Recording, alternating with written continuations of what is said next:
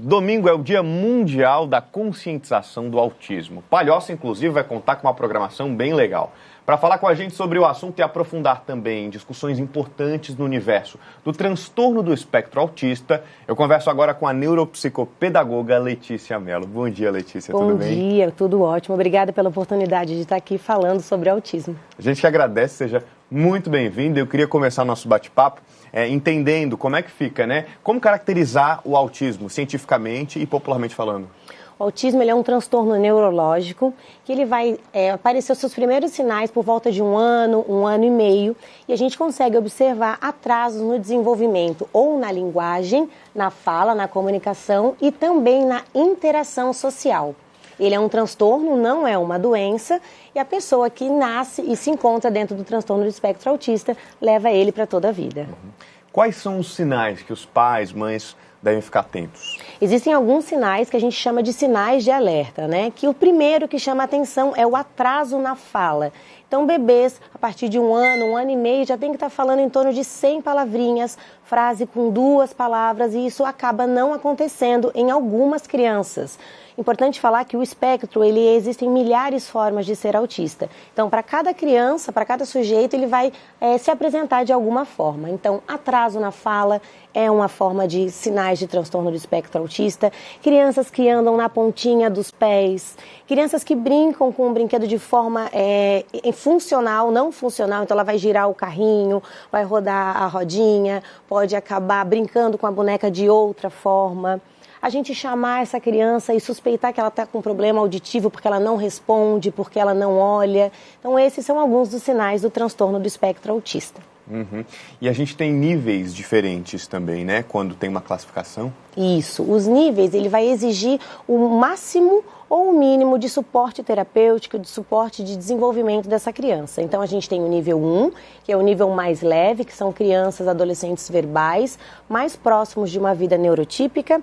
O nível 2, que é o moderado, então precisa de mais suporte, mais psicoterapia, às vezes um processo medicamentoso. E o nível 3, que precisa de um índice ainda maior de suporte e ajuda para autonomia e independência.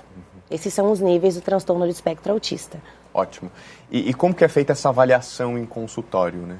O diagnóstico é clínico? Isso, não existe nenhum diagnóstico feito por exame de sangue, ressonância, ele é clínico, através, de acordo com o DSM, que é o Manual de Doenças Mentais.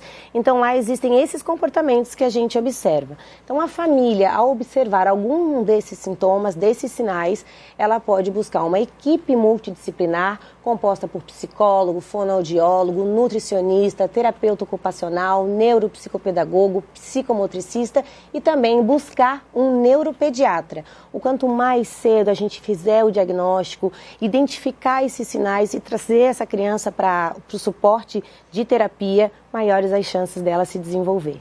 Aproveitando que você falou do diagnóstico precoce, né? Com o passar dos anos, a gente tem visto o autismo está mais no centro dos debates, né? Inclusive com seriados focando nessa questão. Qual a importância de a gente diagnosticar cedo? Isso tem um efeito a longo prazo na vida, né, das crianças? Perfeito. A gente, quando fala em autismo, sempre tem um atraso, mesmo dentro do transtorno mais leve, porque eu falei o que a criança não tem. Porém, existem também pessoas que se encontram dentro do transtorno do espectro autista que têm altas habilidades, que apresentam comportamentos que não são só esses de atraso. Então, quanto mais cedo o diagnóstico acontece, essa criança precisa receber o suporte necessário, as terapias intensivas necessárias para que ela se aproxime mais de uma vida neurotípica e consiga se desenvolver, ter uma vida social, a parte da alimentação, do sono. Então, isso é bem importante para o desenvolvimento dela.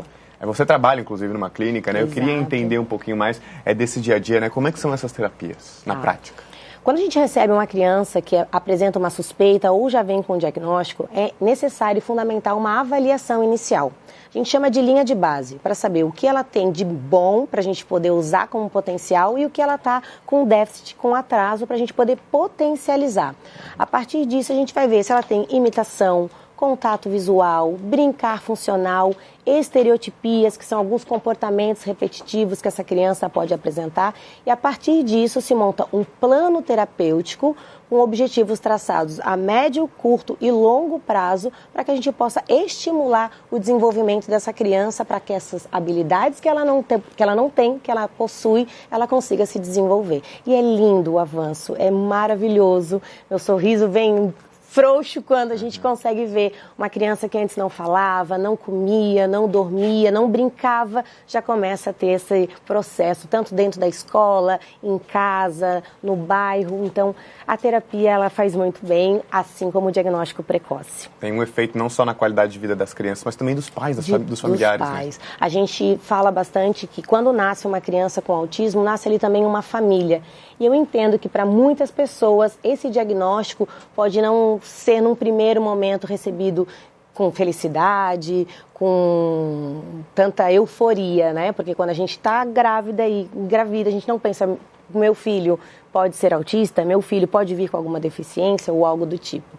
Porém, a prevalência hoje é a cada 44 crianças nascidas, uma delas é autista. Então, estima-se aí 2 milhões de brasileiros dentro do transtorno do espectro. Então, quando a gente recebe um diagnóstico, o nosso papel também é acolher essa família e cuidar de quem cuida. E essa data vem justamente para estimular essa conscientização, que é extremamente importante. Né? Perfeito. Essa data foi estipulada desde 2017 para que a gente possa falar sobre autismo, levar a conscientização, menos preconceito e mais informação para a sociedade, né? Porque ainda tem um estigma de autismo daquelas crianças que se batem, que apenas correm de um lado para o outro, que não têm um desenvolvimento funcional. E sim, também existem essas crianças, né? Esses adolescentes, esses adultos. Mas a informação hoje está muito mais acessível. A gente fala muito sobre a intervenção precoce, o diagnóstico precoce, para que a gente consiga, então, levar essa voz para o mundo todo.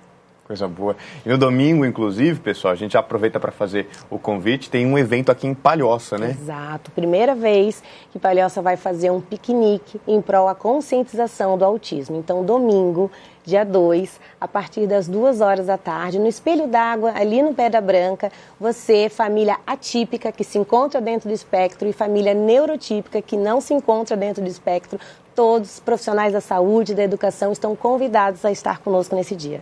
É isso, gente. Convite mais do que feito. Vocês podem acompanhar também o trabalho da Letícia, de toda a clínica nas redes sociais, na internet. A gente agradece muito a tua presença, tá certo? E espaço aberto para quando quiser retornar e fazer mais discussões necessárias. Muito obrigada, viu? Que a gente possa entender, compreender e respeitar o transtorno do espectro autista. É isso aí. Obrigado, bom dia, bom trabalho. Você consegue acompanhar a entrevista